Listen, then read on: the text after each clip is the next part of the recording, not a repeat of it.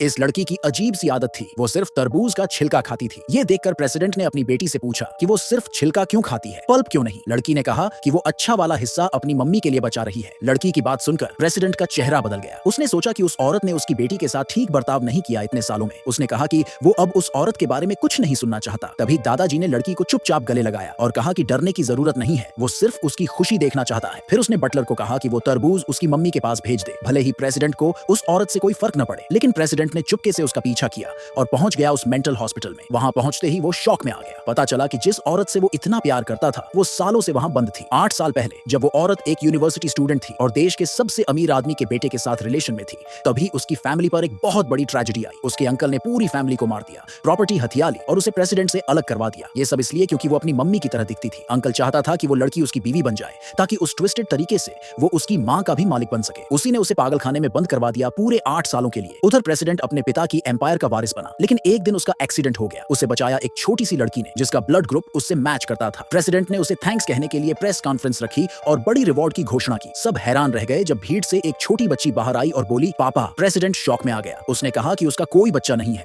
और उस बच्ची को 1 मिलियन का चेक देकर जाने को कहा। लेकिन उसके जाते ही उसकी बहन उस बच्ची के पास आई और बोली, इतना छोटा होने के बावजूद झूठ बोलना सही नहीं है। पर बच्ची ने पूरे कॉन्फिडेंस से जवाब दिया। लड़की ने प्रेसिडेंट की बहन से कहा कि अगर उसे यकीन नहीं है तो डीएनए टेस्ट करवा लो। बहन मान गई, लेकिन उसने वार्निंग दी कि अगर लड़की और उसकी मम्मी झूठ बोल रही हैं तो दोनों को जेल हो जाएगी। बाद में लड़की अपनी मम्मी के पास गई और कहा कि उसने अपने पापा को ढूंढ लिया है, लेकिन उन्होंने उस पर भरोसा नहीं किया। उसने पूछा, क्या वो मुझसे नफरत करते हैं? मां ने कहा, नहीं बेटा, तुम्हारे पापा को बस ये नहीं पता कि तुम कौन हो। जब उन्हें पता चलेगा तो वो तुमसे सबसे ज्यादा प्यार करेंगे। फिर मम्मी ने कहा, अगर तुम दोबारा उन्हें देखो तो उन्हें जाने मत देना, अगर फिर मिलो तो उनके पास ही रहना। लेकिन लड़की ने कहा, सबसे पहले तो मैं उनसे रिक्वेस्ट करना चाहती हूँ कि वो मेरी मम्मी को बचा ले। मम्मी को लगता था कि प्रेसिडेंट तो बस एक ड्राइवर का बेटा है, वो उसके अमीर अंकल का कुछ नहीं बिगाड़ सकता। 8 साल पहले प्रेसिडेंट ने ये दिखाने के लिए कि लड़की उसे सच्चे दिल से चाहती है या नहीं, खुद को मिलियनियर के ड्राइवर का बेटा बताया था। लड़की ने उसे बचाने के लिए कहा था कि वो उससे प्यार नहीं करती और यहाँ तक कि झूठ बोला कि वो एक रिच लड़के के साथ रिलेशन में है जिसके पास फेरारी है। उसी वक्त से प्रेसिडेंट को लगा कि वो लड़की सिर्फ पैसों के पीछे है। एक दिन जब फैमिली चाय पी रही थी, प्रेसिडेंट की बहन आई और डीएनए रिपोर्ट दे दी। रिपोर्ट में साफ लिखा था कि प्रेसिडेंट और वो लड़की 100% बाप बेटी हैं। सब शॉक में रह गए। प्रेसिडेंट को वो रात याद आ गई जो 8 साल पहले की थी और सब समझ में आ गया। उसे एहसास हुआ कि वही लड़की जिसने उसकी जान बचाई थी उसकी अपनी बेटी है। वो फौरन उसे ढूंढने निकल पड़ा अपनी टीम के साथ। उस टाइम पर हॉस्पिटल में लड़की का सौतेला बाप उसकी मां पर चिल्ला रहा था। तभी उसे फोन आया। उसका बेटा कह रहा था कि लड़की भाग गई है। सौतेले बाप ने कहा, उसे गाड़ी से कुचल दो। उधर लड़की सड़क पर बोतलें जमा कर रही थी